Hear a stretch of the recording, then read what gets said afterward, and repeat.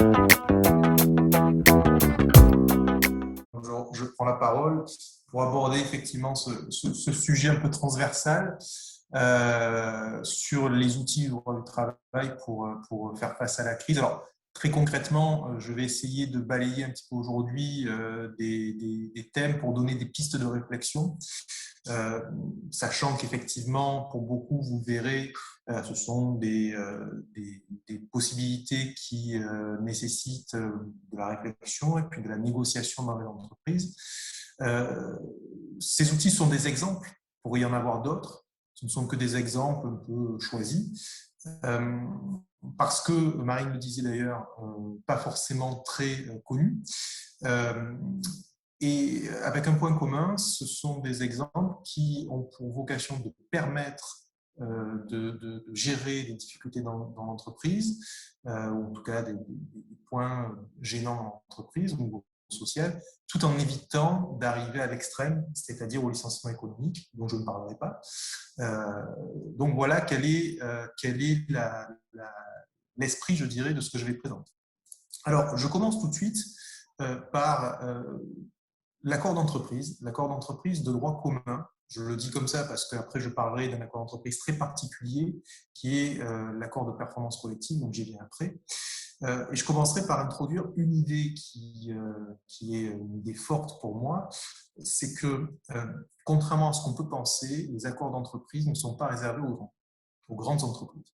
Alors, évidemment, dans les grandes sociétés, on peut conclure des accords d'entreprise, je dirais de manière traditionnelle, avec un délégué syndical qui va représenter une des organisations syndicales ayant obtenu au moins 50% au premier tour des dernières élections du CSE. Dans beaucoup d'entreprises, dans beaucoup de plus grandes entreprises, on a des délégués syndicaux, on a des sections syndicales avec des syndicats présents. Et je dirais que c'est le cas d'école de la conclusion d'un accord d'entreprise. Mais ce n'est absolument pas la seule possibilité. Et cet outil-là, du coup, est oublié dans des structures de taille plus modeste, dans des structures même qui peuvent avoir moins de 11 salariés. Il faut savoir que depuis 2017, donc ce n'est pas totalement récent, on est quand même en 2021, et que depuis 2017, on peut conclure des accords d'entreprise dans les plus petites structures. Je parlais des entreprises de moins de 11. On peut conclure un accord d'entreprise dans une entreprise de moins de 11. Concrètement, l'employeur propose le texte d'un accord d'entreprise aux salariés et si, par le biais d'un vote, les salariés, donc dans une entreprise de moins de 11 salariés, approuvent le texte aux 2/3, ça devient un accord d'entreprise. Dans une entreprise entre 11 et 50 salariés, on peut par exemple conclure un accord d'entreprise avec le CSE, c'est-à-dire concrètement, si vous avez donc des élus au conseil social et économique, vous pouvez conclure un accord d'entreprise qui a la même valeur avec la majorité des membres du CSE. Donc, vous avez des possibilités secondaires, je dirais, par rapport au cas classique, pour conclure des accords d'entreprise dans les plus petites sociétés, donc je le disais même directement finalement avec les salariés dans des entreprises de moins de 11 salariés. C'est un point important parce qu'il y a un deuxième point important et tout ça se comprend en liant ces deux idées, c'est que depuis 2017, on peut déroger à l'accord de branche, c'est-à-dire la convention collective qui couvre la société, par accord d'entreprise. Et c'est là où je voulais en venir par rapport au thème d'aujourd'hui. Concrètement, depuis 2017, vous avez le droit du travail qui est décomposé en 3 parties, on appelle ça bloc 1, 2 et 3. Ce sont les matières du droit du travail qui sont décomposées, qui sont classées dans ces blocs. Pour essayer de faire très très court, c'est plus complexe que ça. Dans le bloc 1, il y a des éléments pour lesquels l'accord de branche, la convention collective, prévaut. Par exemple, le salaire minimum. C'est l'exemple le plus marquant. On ne peut pas, dans un accord d'entreprise, déroger au salaire minimum prévu par la convention collective. Le bloc 2, c'est un bloc intermédiaire, dans le cadre duquel il y a des matières où l'accord d'entreprise peut déroger à l'accord de branche, sauf si l'accord de branche dit qu'il ne peut pas. Donc, vous allez par exemple avoir des primes, certaines sortes de primes, comme primes sur je vais y arriver, pardon, sur les salissures, pardon, voilà, je vais y arriver, où vous ne pouvez pas déroger à l'accord de branche. Et puis, il y a le bloc 3, et c'est tout le reste. C'est-à-dire pour toutes les autres matières du droit du travail, vous pouvez, par un accord d'entreprise, déroger à l'accord de branche. Alors, déroger, on peut sous-entendre être moins favorable, c'est vrai. Ça peut être tout simplement être différent de l'accord de branche. Je vais vous donner un exemple. Vous avez c'est un exemple réel d'un dossier. Vous avez une pause dans la convention collective qui est prévue, qui est obligatoire. Si cette pause, par rapport à ces conditions, gêne la fabrication, c'était le cas en l'occurrence dans votre entreprise, c'était une petite usine, on peut, par un accord d'entreprise, supprimer, modifier les modalités de cette pause pour faire quelque chose de plus favorable à l'organisation de l'entreprise. Autre exemple, vous pouvez retraiter, par un accord d'entreprise, les heures supplémentaires, notamment le taux des heures supplémentaires. Vous pouvez le descendre jusqu'à 10%, même si votre convention collective dit que c'est 25%. Vous pouvez augmenter le contingent annuel des heures supplémentaires. Et sur toutes ces matières-là, c'est l'accord d'entreprise qui prévaudra sur l'accord de branche. Alors, j'en passe, il y en a d'autres.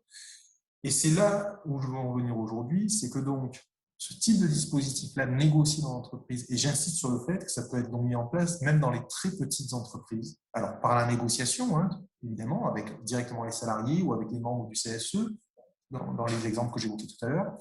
Mais en tout cas, ça peut devenir un ballon d'oxygène pour l'entreprise. En termes d'organisation, on peut faire, par exemple, faire un aménagement du temps de travail sur l'année qui vous donne de la flexibilité. Dans certains cas, ça peut correspondre à certains besoins d'entreprise.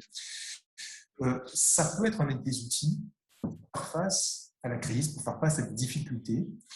C'est ce que font les plus grandes entreprises, mais ça ne leur est pas réservé. Ce sont des moyens qui peuvent être utilisés dans les plus petites.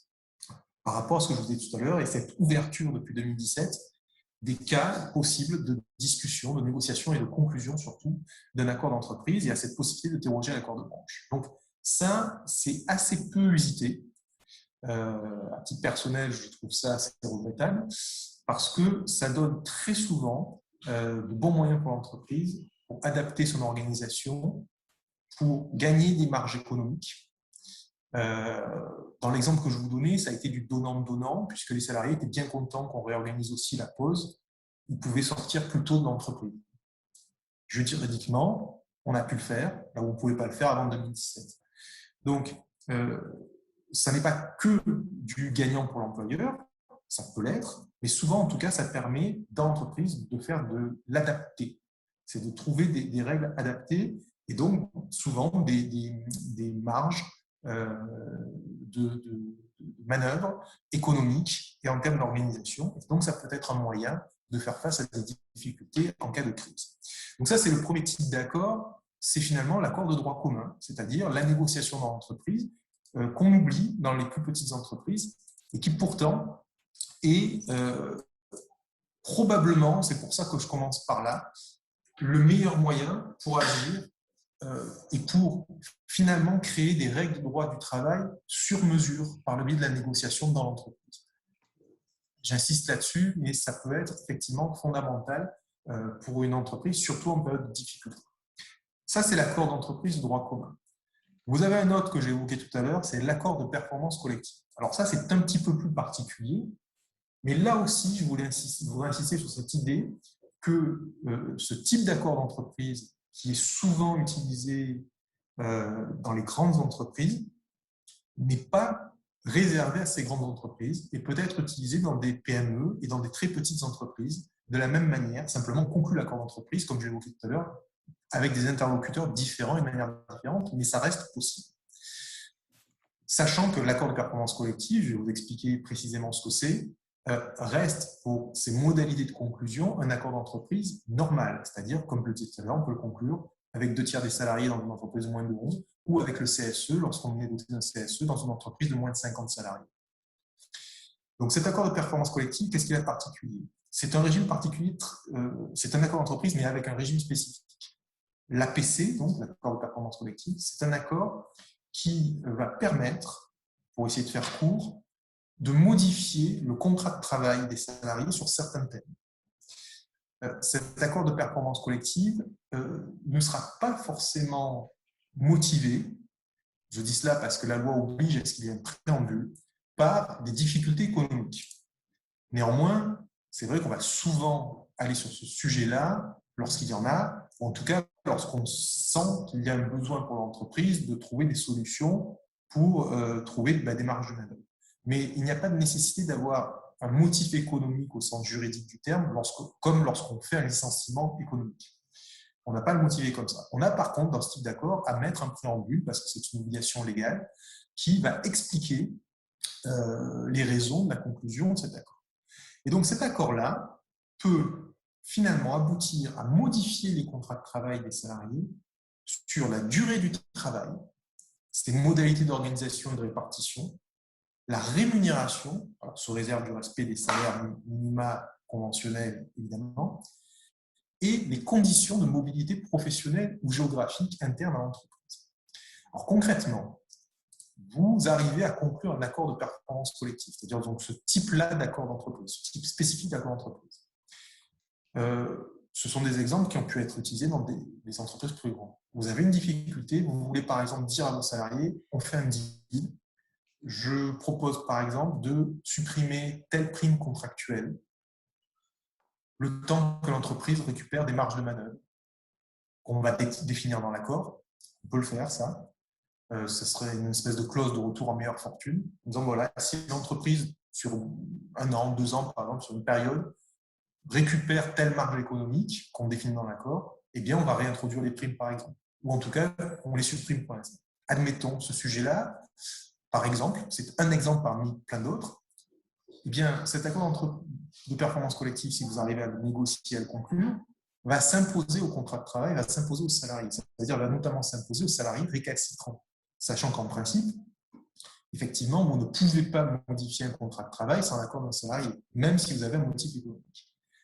Donc, il y a une procédure, je ne vais pas rentrer dans les détails, à la suite de la conclusion de cet accord, c'est-à-dire concrètement, et là aussi pour essayer de faire en synthèse, une fois que l'accord est conclu et qu'il va prévoir cette modification de contrat, elle va être proposée, enfin, les salariés vont être informés de cette modification, et à défaut de refus du salarié, elle va s'appliquer. Si le salarié refuse, ce que prévoit le dispositif légal, je ne rentre pas dans le détail de la procédure de délai, avec le délai par lequel on doit informer le salarié, le délai qu'il a pour répondre, ça c'est de la technique juridique pure, je ne rentre pas dans ces détails-là aujourd'hui, mais si le salarié refuse, ce qu'il faut retenir, c'est que, alors ce n'est pas forcément le but, hein, mais en tout cas ça donne une porte de sortie juridique, l'entreprise peut procéder au licenciement du salarié qui refuse de manière causée. C'est-à-dire que ce n'est pas un licenciement pour motif économique, ce n'est pas un licenciement pour faute, puisqu'on ne peut pas lui dire qu'il est fautif d'avoir refusé une modification de contrat. C'est un licenciement spécifique pour refus d'application d'une modification issue d'un accord de performance collective. Donc, ça donne des possibilités, des portes de sortie. Encore une fois, le licenciement, ce n'est pas le but de l'opération. Le but de l'opération, c'est au contraire d'organiser de manière collective une modification de contrat de travail pour qu'elle soit le plus largement possible mise en œuvre. Mais enfin, si vous avez sur l'ensemble des salariés un salarié qui refuse, vous avez une porte de sortie juridique à moindre risque, puisque c'est la loi qui prévoit ce cas de rupture du contrat de travail, c'est-à-dire donc refus d'une modification issue d'un accord de performance collective.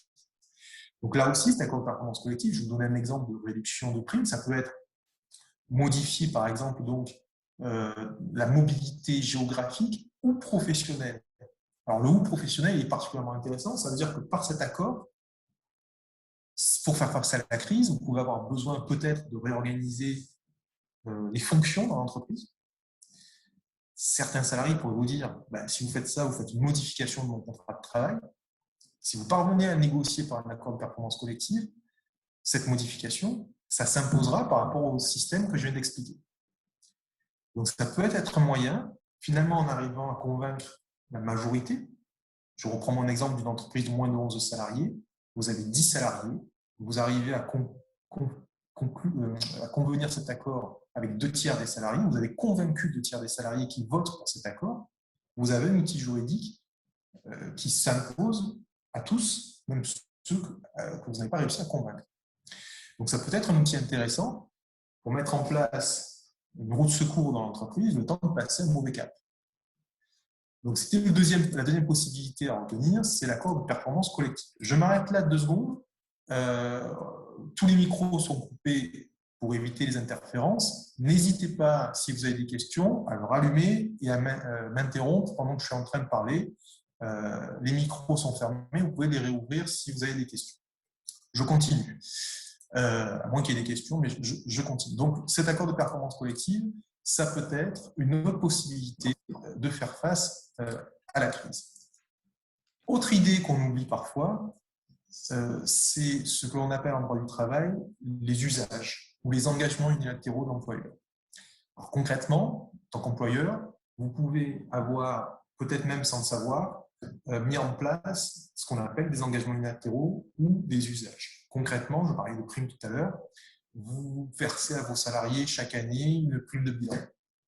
Cette prime de bilan, vous l'appelez autrement, une prime. C'est un exemple que je donne. Cette prime ne ressort absolument pas de votre convention collective. Elle n'est pas dans vos contrats de travail. Elle n'est pas non plus dans un accord d'entreprise ou dans un acte quelconque dans votre entreprise. Elle ressort juste de votre pratique. Ça sera un usage d'entreprise. Si ce paiement s'est répété plusieurs fois et si ça remplit les autres caractéristiques de la jurisprudence de l'usage d'entreprise. En jurisprudence, on dit qu'il faut remplir les critères de fixité, généralité et constance. Donc concrètement, si vous versez à peu près une prime calculée à peu près de la même manière tous les ans et de manière collective à une collectivité de salariés, pas forcément à tous les salariés, mais une collectivité de salariés, vous allez avoir créé un usage. Donc ça, c'est assez courant dans les entreprises.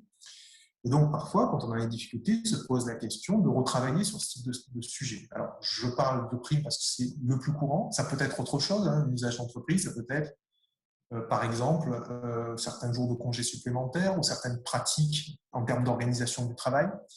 Ça peut être différentes choses. Je prends l'exemple de la prime qui est peut-être le plus parlant et le plus commun. Mais ça n'est pas que ça qui peut constituer un usage d'entreprise. Donc, vous avez créé ce type d'usage d'entreprise.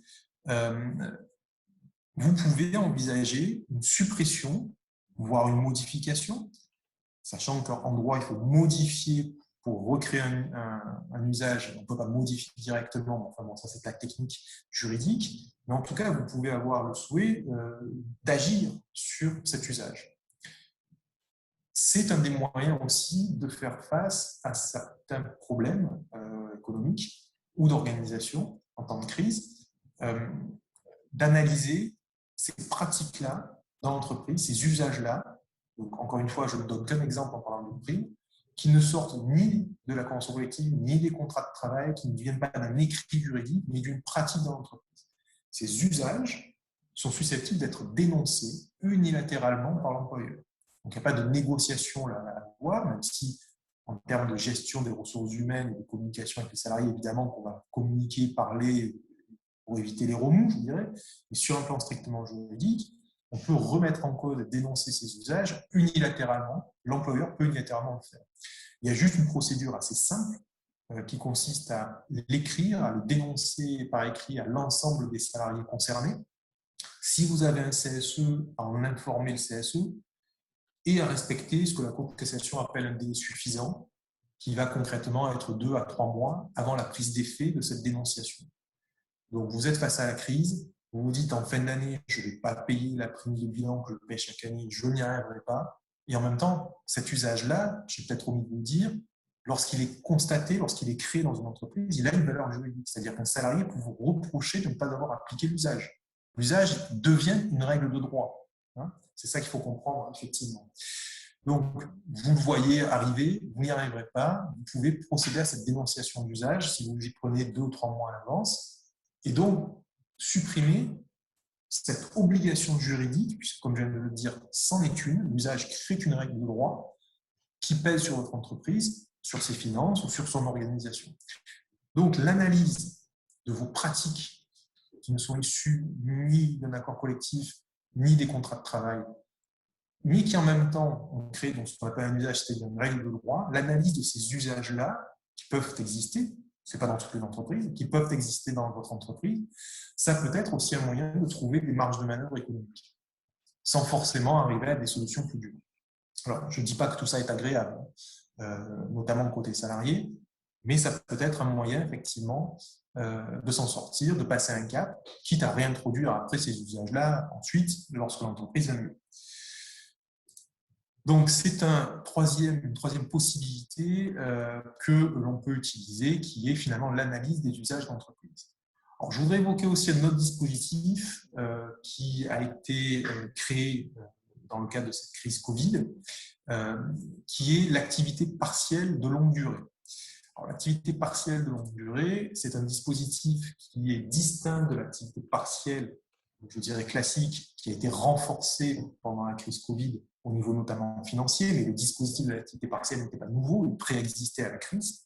On l'a juste renforcé et utilisé, et il a été utilisé par énormément d'entreprises par rapport à une situation normale, évidemment, mais c'est un dispositif qui existait précédemment. On nous a créé un deuxième dispositif parallèle, complémentaire, en tout cas différent, qui est l'activité partielle de longue durée. Alors, ce dispositif d'activité partielle de longue durée, sa logique, c'est de l'utiliser dans une entreprise qui sait qui arrive à prévoir que sur une certaine période, elle va avoir du mal à faire travailler ses salariés normalement, en termes de durée du travail. Peut-être en attendant une commande qui doit arriver, par exemple, selon certaines activités, ou en tout cas qu'il y a une certaine visibilité qui peut permettre de dire je dois passer un cap pendant, par exemple, 12 mois, j'ai besoin d'une aide là-dessus, et j'ai besoin de réduire le temps de travail de mes salariés là-dessus. C'est un dispositif qui peut faire suite à l'activité partielle classique. Alors, cet RPLD, par contre, est mis en place différemment. Donc, encore une fois, c'est un dispositif légal nouveau et différent de l'activité partielle normale, qui va être mis en place. Alors, il y a deux manières de le mettre en place. Soit, et je reviens à ce que j'évoquais tout à l'heure, vous concluez un accord d'entreprise spécifique pour la mise en place de cette activité partielle de longue durée. D'où encore, je vous disais, l'idée forte à retenir que la négociation d'entreprise, la négociation d'accord d'entreprise n'est pas réservée aux très grandes entreprises, contrairement à ce qu'on croit, contrairement à l'idée au-dessus. Donc, ça peut être un accord d'entreprise qui va, par exemple, devoir prévoir la date de début et la durée d'application de ce dispositif, c'est-à-dire le temps pendant lequel vous ferez travailler vos salariés moins que le temps normal, les activités salariées de votre entreprise qui vont être concernées, la réduction maximale de l'horaire en deçà de la durée légale, puisque le but, c'est de dire je ne vais pas vous faire travailler 35 heures, mais je vais vous faire travailler, par exemple, 30 heures. Et les engagements en matière d'emploi et de formation professionnelle, parce que c'est effectivement l'une des exigences du dispositif, c'est que l'entreprise qui va bénéficier d'aide prenne des engagements en matière d'emploi et de formation professionnelle. Et puis, l'accord doit aussi prévoir des modalités d'information des organisations syndicales et des salariés, lorsqu'il y a des organisations syndicales en tout cas, et des salariés. Donc, ça peut passer par le biais d'un accord d'entreprise qui va donc prévoir finalement comment on va organiser l'entreprise en réduisant son temps de travail pendant une certaine durée. On peut aussi appliquer ce dispositif par une mise en place directe d'un dispositif prévu par un accord de branche. La difficulté, c'est que toutes les branches n'ont pas prévu un dispositif d'APLD, d'activité partielle de longue durée. Et donc, si vous êtes dans une entreprise qui n'est pas couverte par un accord de branche sur le sujet, vous devez conclure un accord d'entreprise, vous, sur le sujet, comme je l'évoquais tout à l'heure, pour pouvoir mettre en place cet APLD. Cet APLD n'est pas forcément adapté à toutes les situations, mais il peut l'être.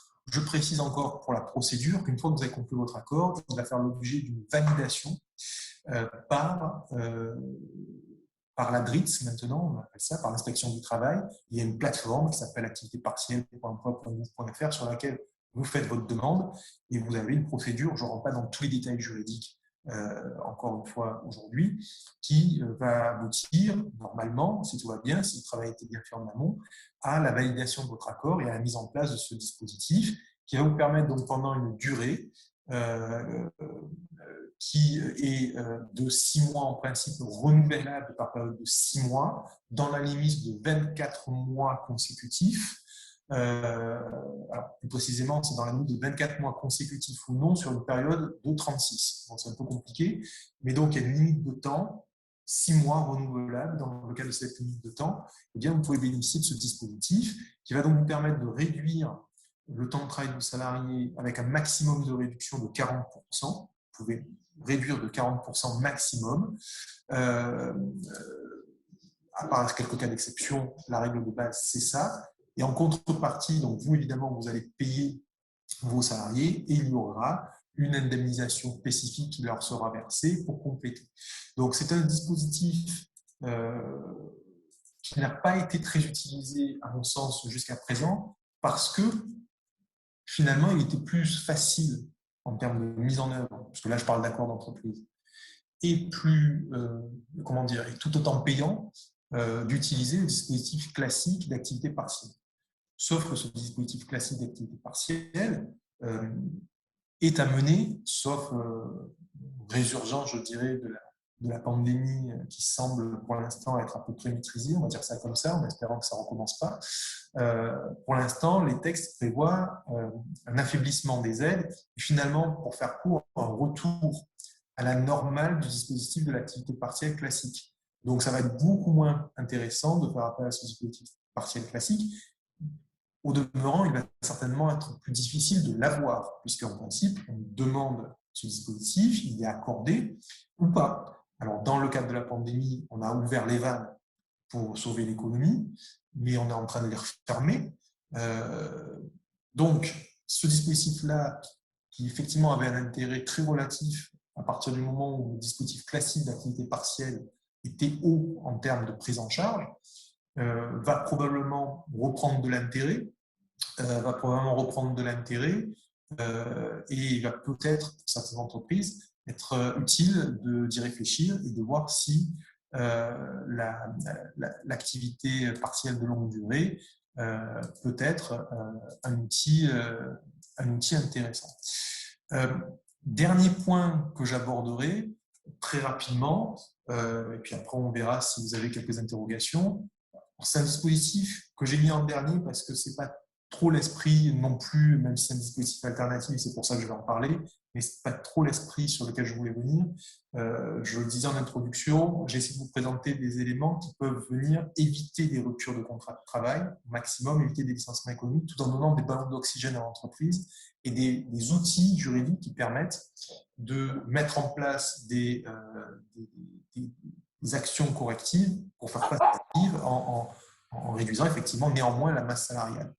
Quand on supprime une prime d'usage, quand on négocie un accord de performance collective, un accord de droit commun, on arrive évidemment sur des marges de manœuvre économiques pour l'entreprise. Néanmoins, je vous en parle quand même, c'est la rupture conventionnelle collective. Là aussi, qui n'est pas réservée qu'aux grandes, ça passe par un accord d'entreprise. On va donc prévoir un dispositif. Là encore, je ne vais pas rentrer dans tous les détails. On va prévoir en fait finalement des départs volontaires par le biais d'un dispositif qu'on appelle la rupture conventionnelle collective, qui est différente de la rupture conventionnelle individuelle que vous pratiquez peut-être assez régulièrement dans vos entreprises. Là encore, pour faire très très court, je ne rentre absolument pas dans les détails, c'est un dispositif qui va permettre, dans le cadre d'un plan de départ, dans le cadre d'un accord d'entreprise, de prévoir quels sont les salariés susceptibles de rentrer dans ces modalités de départ, quelles vont être les modalités de ce départ, et finalement de susciter les volontariats. Et si des salariés qui remplissent les conditions décident de rentrer dans le dispositif, eh bien, on organise la rupture du contrat de travail. Je rentre là encore une fois pas dans les détails juridiques du dispositif parce que ça serait extrêmement long, mais et puis encore une fois, c'est pas forcément dans l'esprit de ce que je voulais aborder aujourd'hui parce que ce dispositif, il a véritablement pour but de rompre les contrats. Donc c'est un petit peu différent de ce que je voulais présenter aujourd'hui. Sachez néanmoins que ça existe, un peu comme pour l'accord de performance collective que j'ai évoqué tout à l'heure. On n'a pas, quand on négocie un dispositif d'accord de rupture conventionnelle collective, on n'a pas à motiver un motif économique comme lorsqu'on fait un licenciement pour motif économique. On n'a pas à le motiver de la même manière sur un plan juridique, mais finalement, on peut aboutir finalement à cette espèce de sorte de plan de départ volontaire qui est la rupture conventionnelle collective, d'une façon finalement amiable avec les salariés, ce qui n'est pas forcément inintéressant pour l'entreprise. Ça permet d'éviter des problèmes. Donc, sachez, je m'arrête là pour ce dispositif, sachez que ce dispositif existe. Et là encore, je reviens sur mon laïus, n'est pas réservé qu'aux très grandes entreprises. C'est susceptible d'être utilisé même dans des plus petites entreprises, même si j'en ai parfaitement conscience. Tout ce que je vous présente là est très peu utilisé dans les petites entreprises. Je pense plus par méconnaissance, parce que la possibilité juridique, elle existe. Voilà, j'ai essayé d'être très synthétique, Keren, pour laisser éventuellement la place à des échanges, parce que c'est quand même un petit peu lourd que je présente, c'est un peu compliqué, transversal. J'ai essayé de présenter les choses de manière très synthétique. Donc, j'espère qu'il y a peut-être quelques interrogations, quelques questions auxquelles je peux répondre sur tout ce que je viens de présenter. Oui, est-ce que vous avez des questions? Vous pouvez remettre votre micro pour les poser ou bien les écrire dans le chat et moi je les lirai. Et Fabrice pourra vous répondre. Moi, j'ai une petite question. Je ne sais pas si vous m'entendez. On vous entend très bien. Par rapport à la négociation des accords collectifs, en l'absence donc de délégué syndical, bon, je suis d'accord avec le fait que le CSE peut négocier ces accords en l'absence de délégué syndical. Cependant, il y a quand même une distinction à faire sur les entreprises de plus de 50 salariés. Il faut que pour pouvoir négocier tous les accords et non pas ceux pour lesquels seulement la loi prévoit que le CSE peut négocier, et là c'est très flou parce qu'en fait on ne sait pas de quoi il s'agit réellement, il faut que le CSE soit mandaté par un syndicat pour pouvoir négocier tous les accords. Après, ils peuvent négocier certains accords, mais seulement ceux prévus par la loi, et là c'est assez flou parce qu'en fait on ne sait pas réellement ce qu'ils peuvent négocier sans être mandatés. S'ils sont mandatés, on sait qu'ils peuvent tout négocier, il n'y a aucun souci. Mais c'est en l'absence de mandatement d'un syndicat, c'est assez restrictif. Et c'est le champ, enfin, l'objet de la négoce, c'est pas très clair en fait. Moi, je ne sais pas réellement ce qu'ils peuvent négocier sans être mandatés. Voilà, les Vous avez raison, ça pose beaucoup de difficultés. Voilà, parce qu'on ne sait pas. Vous avez remarqué, c'est la raison pour laquelle je parlais plutôt des entreprises de moins de 50. Voilà. Ouais. Bon. C'est effectivement pour moi ce secteur-là de la négociation, c'est-à-dire les plus de 50 salariés qui n'ont pas de DS mais avec un CSE, c'est le plus compliqué en réalité. Parce que vous n'avez pas de DS avec lesquels vous avez l'habitude de faire. Et effectivement, le dispositif légal est tel que vous êtes obligé d'aller finalement chercher un syndicat. Parce que, sachant que normal, c'est l'objet. Hein, c'est-à-dire c'est pour ça que le dispositif légal sur 50 a été fait. C'est que pour les plus de 50, on estime que s'il n'y a pas de délégué syndical, il faut quand même aller voir les syndicats. Bon, donc ça a été fait dans cet esprit-là. Mais du coup, ça devient effectivement beaucoup plus compliqué en réalité. C'est ce que j'ai dit tout à l'heure. Hein. En réalité, c'est plus simple dans les plus petites entreprises. Voilà. Donc, effectivement, sur un plan juridique, pour conclure un accord d'entreprise dans une entreprise de plus de 50 sans délégué syndical mais avec un CSE, si vous voulez pouvoir tout traiter, il faut effectivement que les membres du CSE soient mandatés par plusieurs organisations syndicales représentatives. S'ils ne le sont pas, vous ne pouvez pas effectivement traiter de tous les sujets, mais uniquement, dit la loi, sur les mesures dont la mise en œuvre nécessite un accord collectif. Et c'est là où effectivement je vous rejoins parfaitement, il y a un gros flou artistique, des débats. Alors, il y a des exemples pour lesquels il y a moins de débats que pour d'autres, hein, parce que alors, la grille de lecture semble être la suivante, c'est que si le Code du travail voit qu'un dispositif renvoie à l'accord d'entreprise pour traiter un dispositif, c'est qu'on rentre là-dedans. Ouais, mais en gros, mais c'est vrai que c'est très difficile et qu'il y a souvent des tergiversations pour être certain et il y a souvent une incertitude. Parfaitement d'accord. Alors, je ne peux pas résoudre le flou juridique qui existe aujourd'hui, mais je vous suis totalement. Et c'est effectivement ce secteur-là de la négociation qui est le plus compliqué. Ou alors, il faut prendre le contre-pied, c'est-à-dire que quand on va conclure un accord d'entreprise, on va à l'inverse conclure un accord d'entreprise sans mandatement, uniquement avec les membres du CSE non mandatés. Alors, ils peuvent être non mandatés pour diverses raisons, hein, parce qu'ils n'ont pas trouvé de mandatement, parce qu'ils ne veulent pas, sachant qu'il y a une procédure. Hein. D'abord, on doit leur dire « je veux négocier avec vous mandaté », et puis, subsidiairement, on va arriver à conclure avec eux s'ils ne sont pas mandatés. Mais c'est de conclure un accord d'entreprise sur des sujets pour lesquels on peut le faire même si le membre du CSE n'est pas mandaté. Hein.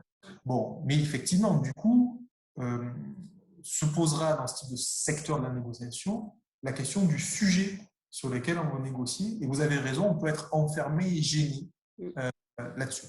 Alors après, on peut contourner le problème, mais c'est parfois compliqué. On peut contourner le problème. En réalité, la meilleure des manières de contourner le problème, c'est d'avoir un délégué syndical. Oui, c'est ça. Voilà. Donc, on peut essayer de suggérer qu'un délégué syndical soit désigné.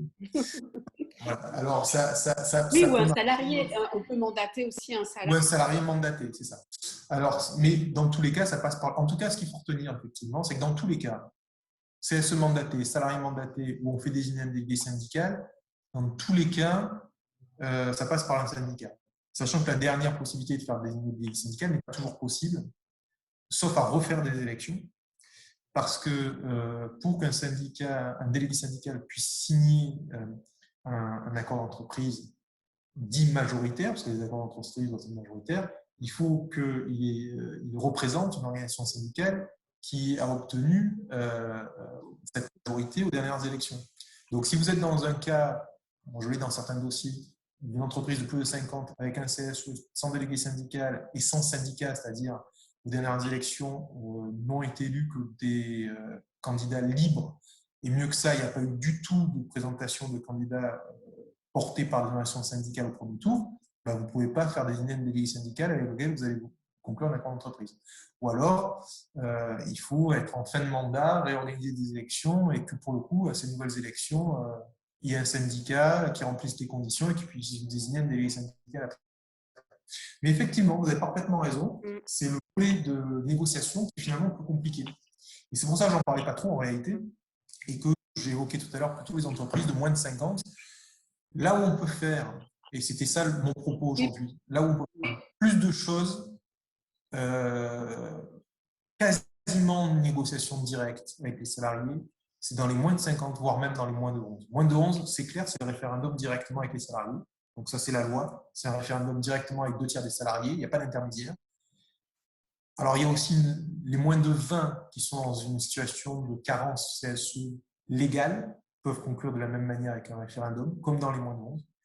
Et puis, vous avez effectivement les 11 à 50 qui ont un CSE, où là, on peut conclure avec le CSE sur tous les sujets du droit du travail. Et donc, effectivement, c'est dans ces entreprises-là, donc finalement de moins de 50, où on arrive à faire les choses les plus intéressantes. Et c'était vraiment ça le sens de ce que je disais tout à l'heure. Et oui, vous avez raison, cette frange-là, c'est plus compliqué. Une frange de plus de 50, c'est plus compliqué. C'est pas impossible, hein. Après, il faut travailler d'un dossier à un autre. Mais on a moins de possibilités et on a toujours cette question de est-ce que je peux conclure un accord d'entreprise sur tel sujet si mon salarié membre du CSE si mes membres du CSE ne sont pas mandatés. Et puis après, il y a aussi, s'ils sont mandatés, il y a aussi l'obligation derrière du référendum. Hein, oui, voilà. Oui. C'est-à-dire que ça ne passe pas comme ça, même s'il y a un mandatement, que ce soit un salarié ou le CSE, et qu'on peut négocier sur tous les sujets. En l'absence de délégué syndical, derrière, il y aura référendum, mais c'est pas… Par contre, ce n'est pas un référendum aux 2/3, c'est voilà, pas 2/3. Voilà. Oui, vous avez parfaitement raison. C'est pour ça, je vous dis en synthèse, c'est vraiment le secteur de négociation, c'est le plus compliqué. Voilà. Tout à fait. Où, en fait, souvent, on manque du principal, c'est de l'interlocuteur pour conclure un accord d'entreprise. C'est vrai, c'est vrai.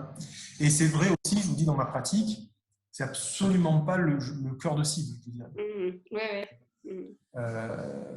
Voilà. Ouais. Et pourtant, ouais.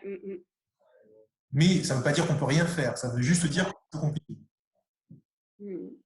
Parce que souvent, on n'a pas d'interlocuteur pour conclure, et donc il faut en amont d'abord travailler pour un interlocuteur, un salarié mandaté, et après, effectivement, l'approbation de la majorité des salariés par référendum. Tout à fait.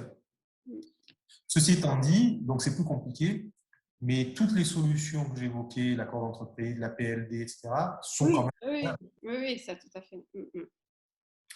Ah oui, c'est clair. D'autres questions, d'autres réflexions peut-être? Ah, je crois que Anne a une… Mettre votre micro, madame. Voilà, vous m'entendez? Très bien. J'entends. Bonjour à tous. Bonjour. Oui, je considère que cette question des accords est quand même très litigieuse et pose problème. C'est quelque chose qui peut être très, très difficile à gérer, à manier, qui peut faire beaucoup de conflictualité dans les entreprises. Il y a des limites peut-être à respecter, mais vous le dites, il y a un flou de la loi qui est quand même important. Quel est le cadre de contrôle que peut faire l'ADRITS et que fait l'ADRITS dans ce cas, puisque tous les accords doivent leur être envoyés? C'est une négociation qui se fait avec l'ADRITS, c'est une vérification du cadre législatif respecté ou pas, et à un moment donné, peuvent-ils remettre en question un accord qui a été fait parce qu'ils estiment que… Non, c'est pas comme ça. C'est pas comme ça. Non. Alors d'abord, sur le premier point que vous évoquez, ça sera plus ou moins facile selon les entreprises. On va se lancer dans ce type de schéma après avoir fait une analyse de l'entreprise et de ce qu'on veut mettre dans l'accord. Mais je peux vous en parler pour expérience. Quand on fait correctement le travail en amont, quand on décide d'y aller, en général, on y arrive. Parce qu'on a bien analysé les choses en amont, on sait ce qu'on va proposer. Et ce qu'on va proposer aux salariés, quelle que soit la forme de leur acceptation, donc 2/3 pour les salariés, pour les entreprises moins de 11, si on sait qu'on va avoir l'adhésion, voilà, on sait ce qu'on propose avant de le proposer. Si on a bien fait l'analyse en amont, on arrive à aller jusqu'au bout. Ça n'est pas forcément créateur de litige. Si on pense que c'est créateur de litige, souvent on ne commence même pas. Voilà. Ou en tout cas, on l'anticipe et on sait déjà ce qu'on va proposer pour compenser. Donc, le plus important, c'est cette analyse en amont. C'est sûr qu'on n'y va pas la fleur au fusil. C'est d'ailleurs le plus complexe, c'est de savoir comment je vais avancer pour faire mettre les choses et acquérir l'adhésion des salariés. C'est un gros travail, mais on y arrive. Alors, non, il n'y a pas de contrôle de la DRITS dans le sens où vous l'entendez. Il y a un dépôt légal qui est fait, c'est-à-dire lorsqu'on a conclu un accord d'entreprise, il y a un dépôt légal, au greffe du Conseil de prud'homme, effectivement, à la DRITS. Mais il n'y a pas, comme par exemple pour le règlement intérieur, un contrôle formel de la DRITS qui est opéré sur les accords d'entreprise. Là où il peut y avoir une critique des accords d'entreprise, en cas de contentieux, ultérieurement, avec une organisation syndicale par exemple, ou avec un salarié qui va venir contester le contenu. Mais là aussi, c'est un travail en amont, fait avec un excellent avocat en droit du travail, qui va permettre de savoir ce qu'on va mettre dans cet accord d'entreprise, si c'est licite, pas licite, contestable. Mais il n'y a pas de contrôle, il n'y a pas de négociation avec la DRITS, par exemple. La négociation, elle intervient en interne avec les interlocuteurs avec lesquels on va conclure l'accord d'entreprise. Par contre, c'est effectivement le travail du rédacteur de l'accord d'entreprise que de vous conseiller sur comment, d'abord sur ce qu'on peut faire, pas faire, et de comment on le fait, comment on le rédige, pour que ça soit totalement licite et le moins contestable, voire pas du tout contestable. Mais ce n'est pas un contrôle de la DRITS qui va venir sur ce sujet-là. Alors, ça ne veut pas dire qu'il ne peut pas y avoir une discussion, mais c'est après. En cas de contentieux, par exemple, on va venir soulever l'illicéité d'un dispositif de votre accord collectif. Mais comme ça arrive parfois pour des accords de branche, des stipulations de votre convention collective. Voilà. Mais ce n'est pas en amont, ce n'est pas la DRITS qui va dire « Oh là là, votre accord, vous ne l'appliquez pas parce que j'ai décidé que vous ne l'appliquez pas ». Ce n'est pas comme ça. D'accord. Ouais.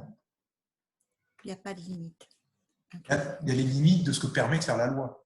Oui. Voilà. Mais ça, on le fait en amont. Mais si on est dans le cadre de ce que prévoit la loi, et il faut savoir, depuis la dernière réforme du Code du travail, vous allez comprendre où je veux en venir, les dispositions du Code du travail sont souvent coupées en 3 parties. C'est-à-dire, il y a l'ordre public, on ne peut pas y déroger. Ce qui relève de la convention, c'est-à-dire ce qu'on peut faire par accord d'entreprise, c'est là où je veux en venir. C'est-à-dire que la loi vous dit ce que vous pouvez faire dans un accord d'entreprise. Voilà. Ce que vous pouvez régler dans un accord d'entreprise, alors ça ne sera plus la loi qui s'appliquera, mais l'accord d'entreprise. Et puis vous avez la 3e partie, ce sont ce qu'on appelle les règles supplétives. C'est-à-dire si vous n'avez pas conclu d'accord d'entreprise sur le sujet, la loi vous dit c'est comme ça qu'on le fait. Donc, je dirais qu'il suffit de se référer intelligemment au code et rester évidemment dans les clous. Hein. Je ne dis pas l'inverse, évidemment. Mais à partir du moment où vous faites ça, il n'y a aucune raison que ce soit remis en cause après.